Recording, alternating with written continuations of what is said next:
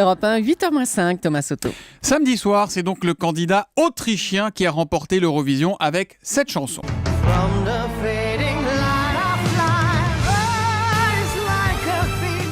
Il s'appelle Conchita Wurst, il ou elle d'ailleurs, puisque c'est un monsieur-dame. Bonjour Danny Cohn-Bendit. Bonjour Thomas. C'est votre genre de beauté, Conchita Wurst ? Non, en ce qui concerne mon orientation sexuelle, je suis très normal, mais c'est un spectacle que je trouve très très attachant et j'ai trouvé vraiment cette soirée formidable. Parce que Conchita, alias Tom Wirth, 25 ans, c'est une belle histoire. C'est un jeune homme de 14 ans qui à 14 ans découvre qu'il aime mieux les habits de filles que d'hommes. Alors, au fil de l'histoire, il s'invente une identité, il s'invente une naissance en Amérique latine et il prend le nom de Conchita Wurst. Alors Wurst en allemand, c'est extraordinaire puisqu'il est autrichien, ça veut dire ou saucisse ou je m'en fous.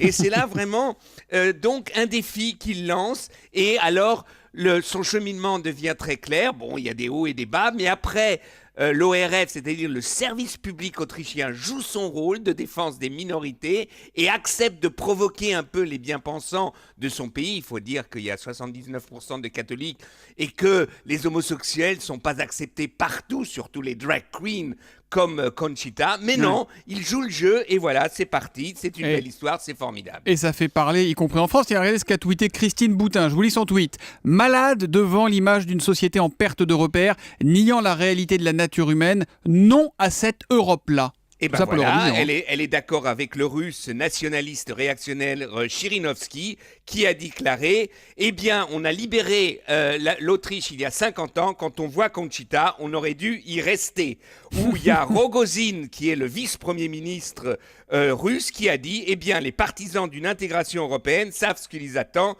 une femme à barbe. » Donc je vois que les réactionnaires de tous les pays se sont unis et c'est ça qui était beau. Imaginez l'Irlande, catholique, grande majorité, le Portugal, Israël ont plébiscité par leur vote Conchita. Non, c'était vraiment quelque chose de très bien. Une chanson à la Bond. C'était une vraie chanson d'un film de James Bond qu'elle a chanté, qui l'a amené au firmament. Et maintenant, Conchita dans le prochain Bond comme Bond Girl et le monde sera sauvé. Ça veut dire que l'Eurovision, qui n'a pas une utilité musicale incontestable, en a une dans la géopolitique mondiale en fait. Ouais, mais d'ailleurs, il faut être sincère. Vous aviez les Néerlandais, le couple néerlandais, c'était un peu The Police.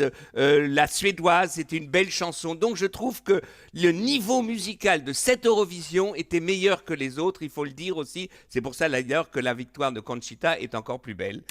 Ben oui, seule la victoire est belle. Et puis, c'est vrai que voir ce spectacle, on aurait mieux aimé que ce soit retransmis en Arabie Saoudite, dans tous les pays du Maghreb. Ça aurait été très beau. La Mondiovision. Alors, la Mondiovision, déjà les Russes en ont pris plein la tête. C'était bon baiser de Russie. Et alors, elle a déclaré, c'était beau, nous sommes inarrêtables. Personne ne peut nous arrêter. Eh bien, Conchita a raison. Il y a un monde de tolérance qui va s'imposer. C'est quand même une bonne nouvelle.